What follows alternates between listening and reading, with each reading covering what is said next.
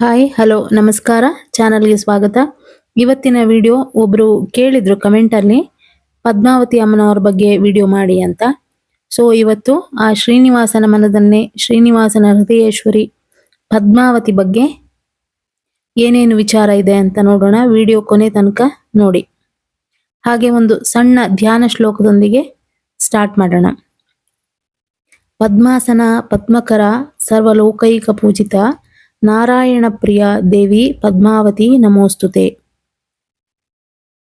ಇದರ ಅರ್ಥ ಕಮಲಾಸನದಲ್ಲಿ ವಿರಾಜಿಸುವವಳು, ಕಮಲವನ್ನು ಧರಿಸಿರುವವಳು, ಎಲ್ಲ ಲೋಕಗಳಲ್ಲಿ ಪೂಜಿಸಲ್ಪಡುವವಳು, ವಿಷ್ಣುವಿಗೆ ಪ್ರಿಯವಾದ ದೇವಿ ಪದ್ಮಾವತಿಗೆ ನಮಿಸುತ್ತೇನೆ ಎಂಬುದು ಇದರ ಅರ್ಥ. ಪದ್ಮಾವತಿ ದೇವಿಯ ಅವತಾರ ಕತೆ ವಿಷ್ಣು ಪುರಾಣ ಮತ್ತು ವೆಂಕಟಾಚಲ ಮಹಾತ್ಮೆ ಹಾಗೂ ತಿರುಪತಿಯ ಸ್ಥಳೀಯ ಸಂಪ್ರದಾಯಗಳಲ್ಲಿ ಪ್ರಸಿದ್ಧ. ಇನ್ನು ಆಕಾಶ ರಾಜ ಯಾರು ಅಂತ ಬರುತ್ತೆ ಇಲ್ಲಿ. ತಿರುಚಾನೂರು ಪ್ರದೇಶವನ್ನ ಆಳಿದ ಧಾರ್ಮಿಕ ರಾಜನಾಗಿ ಪುರಾಣಗಳಲ್ಲಿ ಉಲ್ಲೇಖ ಬರುತ್ತೆ. ಧರ್ಮನಿಷ್ಠ ರಾಜ ಆತ, ಪ್ರಜಾಹಿತ ಚಿಂತಕ. ಆದರೆ ಒಂದೇ ಕೊರಗು ಇರುತ್ತೆ, ಆತನಿಗೆ ಸಂತಾನ ಭಾಗ್ಯ ಇಲ್ಲ ಎಂಬುದಾಗಿ. ರಾಜನಿಗೆ ವಾರಸುದಾರ ಇಲ್ಲದಿರೋದ್ರಿಂದ ದುಃಖ ಹೆಚ್ಚಾಗಿತ್ತು. ಸಂತಾನ ಪ್ರಾಪ್ತಿಗಾಗಿ ಆಕಾಶ ರಾಜ ಋಷಿಗಳ ಸಲಹೆಯ ಪ್ರಕಾರ ಪುತ್ರಕಾಮೇಷ್ಟಿ ಯಜ್ಞವನ್ನ ನಡೆಸ್ತಾರೆ. ಭಕ್ತಿ, ಶ್ರದ್ಧೆ, ದೈವ ಅನುಗ್ರಹಕ್ಕಾಗಿ ಸಮರ್ಪಣೆ, ಕರ್ಮದ ಶುದ್ಧೀಕರಣ ಎಲ್ಲವೂ ಆಯಿತು. ಯಜ್ಞದ ನಂತರ ದೈವಿಕ ಘಟನೆ ಸಂಭವಿಸುತ್ತೆ. ಯಜ್ಞದ ಬಳಿಕ ರಾಜ ತಿರುಚಾನೂರು ಸಮೀಪದ ಪದ್ಮ ಸರೋವರದಲ್ಲಿ ಒಂದು ದಿವ್ಯ ಬಂಗಾರದಂತೆ ಹೊಳೆಯುವ ದಿವ್ಯ ಕಮಲ ಅರಳಿರೋದನ್ನ ಕಾಣ್ತಾನೆ. ಕಮಲದೊಳಗೆ ಪ್ರಕಾಶಮಾನವಾದ ಮಗುವನ್ನ ಕಾಣ್ತಾನೆ. ರಾಜ ಅದನ್ನ ದೈವಿಕ ಸಂಕೇತವೆಂದು ತಿಳಿಯುತ್ತಾನೆ. ರಾಜ ಮತ್ತು ರಾಣಿ ಆ ಬಾಲೆಯನ್ನ ದತ್ತಕ ತೆಗೆದುಕೊಳ್ತಾರೆ. ಆಕೆಗೆ ಪದ್ಮಾವತಿ ಎಂಬ ನಾಮವನ್ನ ಇರಿಸ್ತಾರೆ, ಅಂದ್ರೆ ಹೆಸರಿಡುತ್ತಾರೆ. ಪದ್ಮ ಅಂದ್ರೆ ಕಮಲ, ಅವತಿ ಅಂದ್ರೆ ಅವತಾರ ಪಡೆದವಳು. ಅರ್ಥ ಕಮಲದಲ್ಲಿ ಅವತರಿಸಿದ ದೇವಿ ಎಂಬ ಅರ್ಥ. ಸಂತಾನವಿಲ್ಲದೆ ದುಃಖಪಟ್ಟ ಆಕಾಶ ರಾಜನಿಗೆ ಯಜ್ಞದ ಫಲವಾಗಿ ಪದ್ಮ ಸರೋವರದಲ್ಲಿ ಕಮಲ ಅರಳಿತು. ಕಮಲದೊಳಗೆ ಕಂಡ ದಿವ್ಯ ಬಾಲೆ ಭೂಮಿಗೆ ಬಂದ ಮಹಾಲಕ್ಷ್ಮಿಯೇ ಪದ್ಮಾವತಿ ದೇವಿ. ತಿರುಚಾನೂರು ಪದ್ಮಾವತಿ ಅಮ್ಮವಾರಿ ಎಂದೇ ಪ್ರಸಿದ್ಧವಾಗಿರುವ ಪದ್ಮಾವತಿ ದೇವಸ್ಥಾನ ತಿರುಪತಿಯಲ್ಲಿ ಇದೆ. ಅಲಮೇಲು ಮಂಗಾಪುರಂ ಅಂತಾನೂ ಕರೀತಾರೆ. ಪದ್ಮಾವತಿ ದೇವಿ ಮಹಾಲಕ್ಷ್ಮಿಯ ಅವತಾರ.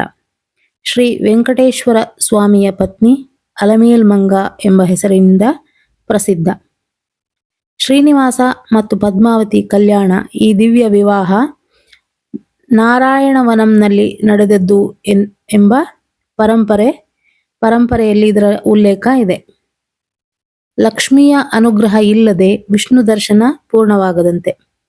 ಆರ್ಥಿಕ, ಕುಟುಂಬ, ವೈವಾಹಿಕ ಆಶೀರ್ವಾದ ದೊರೆಯುತ್ತೆ ಪದ್ಮಾವತಿಯ ದರ್ಶನದಿಂದ. ಮೊದಲು ಅಮ್ಮನವರ ದರ್ಶನ, ನಂತರ ತಿರುಮಲ ಎಂಬ ಸಂಪ್ರದಾಯ ಇದೆ. ತಿರುಪತಿ ಬಾಲಾಜಿ ದರ್ಶನಕ್ಕೆ ಹೋಗುವ ಮೊದಲು ಯಾಕೆ ಪದ್ಮಾವತಿ ಅಮ್ಮನವರ ದರ್ಶನ ಮಾಡಬೇಕು ಅಂತ ನೋಡೋದಾದ್ರೆ, ಕಮಲದಿಂದ ಅವತರಿಸಿದ ಮಹಾಲಕ್ಷ್ಮಿಯ ರೂಪ ಭಕ್ತರ ಜೀವನದಲ್ಲಿ ಐಶ್ವರ್ಯ, ಸೌಭಾಗ್ಯ ಮತ್ತು ಶಾಂತಿಯನ್ನ ಕರುಣಿಸುತ್ತಾಳೆ ಎಂಬ ನಂಬಿಕೆ. ಪದ್ಮಾವತಿ ದೇವಿ ಕೇವಲ ದೇವಾಲಯದ ದೇವತೆ ಅಲ್ಲ, ಶ್ರೀ ಮಹಾಲಕ್ಷ್ಮಿಯ ಭೂಮಿಯ ಅವತಾರ. ತತ್ವಾರ್ಥ ವೆಂಕಟೇಶ್ವರ ಪರಬ್ರಹ್ಮ ತತ್ವ ಅಂದ್ರೆ ವಿಷ್ಣು ತತ್ವ, ಪದ್ಮಾವತಿ ಶ್ರೀ ಶಕ್ತಿ ಅಂದ್ರೆ ಲಕ್ಷ್ಮೀ ತತ್ವ. ಈ ಇಬ್ಬರ ಸಂಗಮ, ಸೃಷ್ಟಿ, ಸ್ಥಿತಿ, ಸಮೃದ್ಧಿ. ಭಗವಂತನ ಅನುಗ್ರಹ ಪಡೆಯಲು ಶ್ರೀ ಶಕ್ತಿಯ ಅನುಗ್ರಹ ಅವಶ್ಯಕ. ಇದಕ್ಕಾಗಿ ಮೊದಲು ಪದ್ಮಾವತಿ ಅಮ್ಮನವರ ದರ್ಶನ, ಆಮೇಲೆ ಶ್ರೀನಿವಾಸನ ದರ್ಶನ ಅಂತ ನಂಬಿಕೆ. ಕಮಲದಿಂದ ಜನನ, ಇದರ ಆಧ್ಯಾತ್ಮಿಕ ಅರ್ಥ ಏನು ಅಂತ ನೋಡೋದಾದ್ರೆ, ಕೆಸರಿನಲ್ಲಿ ಹುಟ್ಟಿದ್ರು ಶುದ್ಧತೆ, ಆತ್ಮ ಜಾಗೃತಿ, ಲಕ್ಷ್ಮೀ ತತ್ವ, ಚಕ್ರಗಳ ಅರಿವು ಅಂದ್ರೆ ಸಹಸ್ರಾರ ಕಮಲ. ಜೀವನ ಎಷ್ಟೇ ಕಷ್ಟವಾದರೂ ಆತ್ಮ ಶುದ್ಧವಾಗಿರ್ಬೇಕು ಎಂಬ ತತ್ವಾರ್ಥ ಇಲ್ಲಿ. ತಿರುಪತಿ ಯಾತ್ರೆಯ ರಹಸ್ಯ ಏನು ಅಂತ ನೋಡೋದಾದ್ರೆ, ಪದ್ಮಾವತಿ ದೇವಿ ದರ್ಶನ ನಂತರ ತಿರುಮಲ ಶ್ರೀನಿವಾಸನ ದರ್ಶನ. ಲಕ್ಷ್ಮಿ ಅನುಗ್ರಹ, ಕೃಪೆ, ಅನುಮತಿ. ವಿಷ್ಣು ಮೋಕ್ಷ, ಧರ್ಮ, ಪರಮಪದ ಆತ. ಶಕ್ತಿ ಅನುಮತಿ ಇಲ್ಲದೆ ಶಿವನ ದರ್ಶನ ಸಾಧ್ಯವಿಲ್ಲ. ಅಂದ್ರೆ ಇಲ್ಲಿ ಶಿವ ಅಂದ್ರೆ ಇಲ್ಲಿ ವಿಷ್ಣು ದರ್ಶನ ಅಂದ್ರೆ ಪೂರ್ಣವಾಗೋದಿಲ್ಲ ಅಂತ ಅನ್ನೋ ಅರ್ಥ. ನಮ್ಮ ಲೌಕಿಕ ಜಗತ್ತಿಗೆ ಬೇಕಾದ ಸುಖ ಸಮೃದ್ಧಿಯನ್ನ ನೀಡಲಿ ಅಂತ ಪದ್ಮಾವತಿಯನ್ನ ಪ್ರಾರ್ಥಿಸುವುದರ ಜೊತೆಗೆ ಮೇಲೆ ತಿರುಮಲದಲ್ಲಿ ಶ್ರೀಪತಿ ಅಂದ್ರೆ ಆ ಶ್ರೀನಿವಾಸನಿಗೆ ಮೋಕ್ಷ, ಧರ್ಮ, ಪರಮಪದ ಕರುಣಿಸು ಅಂತ ಪ್ರಾರ್ಥಿಸುವುದು ಎಂಬುದು ಇದರ ಅರ್ಥ. ಪದ್ಮಾವತಿ ಮತ್ತು ಶ್ರೀನಿವಾಸರ ವಿವಾಹ, ಈ ದಿವ್ಯ ವಿವಾಹ ಕೇವಲ ಪುರಾಣ ಕಥೆಯಲ್ಲ. ಆತ್ಮ ಅಂದ್ರೆ ಜೀವಾತ್ಮ ಅಂದ್ರೆ ಪದ್ಮಾವತಿ, ಪರಮಾತ್ಮ ಅಂದ್ರೆ ಶ್ರೀನಿವಾಸ. ವಿವಾಹ ಆತ್ಮ ಮತ್ತು ಪರಮಾತ್ಮನ ದಿವ್ಯ ಸಂಗಮ. ವೈವಾಹಿಕ ಸೌಭಾಗ್ಯ, ಕುಟುಂಬ ಶಾಂತಿ, ಸಂತಾನ ಭಾಗ್ಯ, ಆರ್ಥಿಕ ಸ್ಥಿರತೆ ಎಲ್ಲವೂ ಲಭಿಸುತ್ತೆ ಅನ್ನೋ ನಂಬಿಕೆ. ಯಾವುದರಿಂದ ಅಂದ್ರೆ ಕಲ್ಯಾಣೋತ್ಸವ ಅಂತ ನಡೆಯುತ್ತೆ ಅಲ್ಲಿ ಸೇವೆ. ಇದನ್ನ ದರ್ಶನ ಮಾತ್ರದಿಂದ ಇದೆಲ್ಲ ದೊರಕತ್ತೆ ಅನ್ನೋದು ನಂಬಿಕೆ. ಪದ್ಮ ಸರೋವರ ಒಳಗಿನ ಯೋಗ ರಹಸ್ಯ ಏನು ಅಂತ ನೋಡೋದಾದ್ರೆ, ಪದ್ಮ ಸರೋವರ ಹೊರಗಿನ ತೀರ್ಥ ಮಾತ್ರವಲ್ಲ, ಯೋಗದ ದೃಷ್ಟಿಯಿಂದ ನೋಡಿದ್ರೆ ಸರೋವರ ಅನ್ನೋದು ನಮ್ಮ ಚಿತ್ತ ಅಂದ್ರೆ ನಮ್ಮ ಮನಸ್ಸು. ಕಮಲ, ಸಹಸ್ರಾರ ಚಕ್ರ, ದೇವಿಯ ಅವತಾರ, ಕುಂಡಲಿನಿ ಜಾಗೃತಿ. ದೇವಿ ಹೊರಗೆ ಅಲ್ಲ, ಒಳಗೆ ಅರಳುವ ಶಕ್ತಿಯ ಆಕೆ. ಪ್ರಮುಖ ಉತ್ಸವಗಳು ಅಂದ್ರೆ ಬ್ರಹ್ಮೋತ್ಸವ ಮತ್ತು ಪಂಚಮಿ ತೀರ್ಥಂ.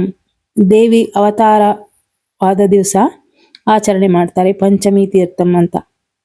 ಪದ್ಮ ಸರೋವರದಲ್ಲಿ ಚಕ್ರ ಸ್ನಾನ, ವರಲಕ್ಷ್ಮಿ ವ್ರತಂ, ಲಕ್ಷ್ಮೀ ಪೂಜೆ, ಸಹಸ್ರನಾಮಾರ್ಚನೆ, ಸಾವಿರಾರು ಭಕ್ತರು ಸೇರುವ ದಿನಗಳಿವು. ದೇವಸ್ಥಾನದ ವಿಶೇಷತೆಗಳು ಏನು ಅಂತ ನೋಡೋದಾದ್ರೆ, ದ್ರಾವಿಡ ಶೈಲಿಯ ವಾಸ್ತುಶಿಲ್ಪ. ದೇವಿ ಪೂರ್ವಾಭಿಮುಖವಾಗಿ ವಿರಾಜಮಾನಳಾಗಿದ್ದಾಳೆ. ಗಜಲಕ್ಷ್ಮಿ ತತ್ವದ ಸಂಕೇತ. ಲಕ್ಷ್ಮೀ ತತ್ವ ಮತ್ತು ಆಕರ್ಷಣ ಶಕ್ತಿ. ಲಕ್ಷ್ಮೀ ತತ್ವ ಅಂದ್ರೆ ಏನು? ಲಕ್ಷ್ಮಿ ಕೇವಲ ಹಣದ ದೇವತೆ ಅಲ್ಲ, ಅವಳು ಆಕರ್ಷಣ, ಸಮೃದ್ಧಿ, ಸೌಂದರ್ಯ, ಸಮತೋಲನ, ಸಕಾರಾತ್ಮಕ ಶಕ್ತಿಗಳ ಮೂಲ. ಲಕ್ಷ್ಮೀ ತತ್ವದ 5 ಮುಖ್ಯ ಆಯಾಮಗಳು ಅಂದ್ರೆ ಆಕರ್ಷಣ ಶಕ್ತಿ.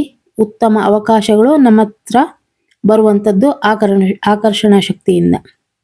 ಸಮೃದ್ಧಿ, ಹಣ ಮಾತ್ರವಲ್ಲ, ಸಂತೋಷ, ಸಂಬಂಧ, ಆರೋಗ್ಯ ಇದೆಲ್ಲದರಲ್ಲಿ ಸಮೃದ್ಧಿ. ಸೌಂದರ್ಯ, ಒಳಗಿನ ಶಾಂತಿ ಅಂದ್ರೆ ಒಳಗಡೆ ನಾವು ಕೂಲ್ ಆಗಿದ್ದಾಗ ಅದು ಹೊರಗಡೆ ನಮ್ಮ ಮುಖದಲ್ಲಿ ಗೊತ್ತಾಗುತ್ತೆ. ಒಳಗಿನ ಶಾಂತಿ, ಹೊರಗಿನ ಕಾಂತಿ. ಸೌಂದರ್ಯ. 4ನೇದು ಸಮತೋಲನ, ಮನಸ್ಸು ಮತ್ತು ಜೀವನದಲ್ಲಿ ಸೌಹಾರ್ದ. 5ನೇದು ಮೃದು ಶಕ್ತಿ, ಬಲದಿಂದ ಅಲ್ಲ ಆಕರ್ಷಣದಿಂದ ಸಾಧನೆ. ಆಕರ್ಷಣ ಶಕ್ತಿ ಹೇಗೆ ಕೆಲಸ ಮಾಡುತ್ತೆ ಅಂತ ನೋಡೋದಾದ್ರೆ, ಲಕ್ಷ್ಮೀ ತತ್ವ ಯಾವಾಗ ಆಕ್ಟಿವ್ ಆಗುತ್ತೆ? ನಾವು ಒಳಗಿಂದ ಶುದ್ಧವಾಗಿ, ಕೃತಜ್ಞರಾಗಿ, ಒಳಗಿಂದ ದಯೆ ಇದ್ದಾಗ ಜನ ನಮ್ಮ ಹತ್ರ ಆಕರ್ಷಿತರಾಗ್ತಾರೆ. ಅವಕಾಶಗಳು ಬರುತ್ತೆ, ಹಣದ ಪ್ರವಾಹ ಸುಲಭವಾಗುತ್ತೆ, ಸಂಬಂಧಗಳು ಸುಧಾರಿಸುತ್ತೆ. ಪದ್ಮಾವತಿ ದೇವಿ ಲಕ್ಷ್ಮಿಯ ರೂಪ ಆಗಿರೋದ್ರಿಂದ ಸೌಭಾಗ್ಯ, ಆಕರ್ಷಣೆ, ವೈವಾಹಿಕ ಶಕ್ತಿ, ಕುಟುಂಬ ಐಕ್ಯತೆ, ಐಶ್ವರ್ಯ, ಪ್ರವಾಹ ಎಲ್ಲವೂ ಬರುತ್ತೆ. ವಿಷ್ಣು ಅಂದ್ರೆ ಶ್ರೀನಿವಾಸ. ಶಕ್ತಿಯು ಇಲ್ಲದೆ ಪರಿಪೂರ್ಣನಲ್ಲ. ಶಕ್ತಿ ಇಲ್ಲದ ನಿಯಮ, ಕೃಪೆ ಇಲ್ಲದ ಧರ್ಮ, ಜೀವ ಇಲ್ಲದ ವ್ಯವಸ್ಥೆ. ಉದಾಹರಣೆಗೆ ವಿದ್ಯುತ್ ವ್ಯವಸ್ಥೆ ಶ್ರೀನಿವಾಸ, ಆದರೆ ವಿದ್ಯುತ್ ಹರಿವು ಲಕ್ಷ್ಮಿ ಅಥವಾ ಇಲ್ಲಿ ಪದ್ಮಾವತಿ. ವಿದ್ಯುತ್ ಹರಿವು ಇಲ್ಲದೆ ಬೆಳಕು ಇಲ್ಲ. ಶ್ರೀಶಕ್ತಿ ಇಲ್ಲದೆ ವಿಷ್ಣು ಪೂಜೆ ಅಪೂರ್ಣ. ಗೃಹಸ್ಥ ಜೀವನದಲ್ಲಿ ವಿಷ್ಣು ಜವಾಬ್ದಾರಿಯಾದರೆ ಲಕ್ಷ್ಮಿ ಪ್ರೀತಿ ಮತ್ತು ಸಮೃದ್ಧಿ. ಲಕ್ಷ್ಮಿ ಮತ್ತು ವಿಷ್ಣು ಇಲ್ಲಿ ಪದ್ಮಾವತಿ ಮತ್ತು ಶ್ರೀನಿವಾಸ ಸಮತೋಲನದ ಸಂಕೇತ. ವಿಷ್ಣು ಧರ್ಮವನ್ನು ಕಾಪಾಡುವ ಶಕ್ತಿ, ಆದರೆ ಲಕ್ಷ್ಮಿ ಅದಕ್ಕೆ ಜೀವ ತುಂಬುವ ಕೃಪೆ. ಲಕ್ಷ್ಮೀ ತತ್ವವನ್ನ ಅರಿತವರು ಜೀವನದಲ್ಲಿ ಸಮೃದ್ಧಿ ಅನುಭವಿಸ್ತಾರೆ. ತಿರು ಎಂದರೆ ಶ್ರೀ ಎಂಬ ಅರ್ಥ. ತಮಿಳಲ್ಲಿ ತಿರು ಅನ್ನೋ ಶಬ್ದಕ್ಕೆ ಶ್ರೀ ಎಂಬ ಅರ್ಥ ಕನ್ನಡದಲ್ಲಿ.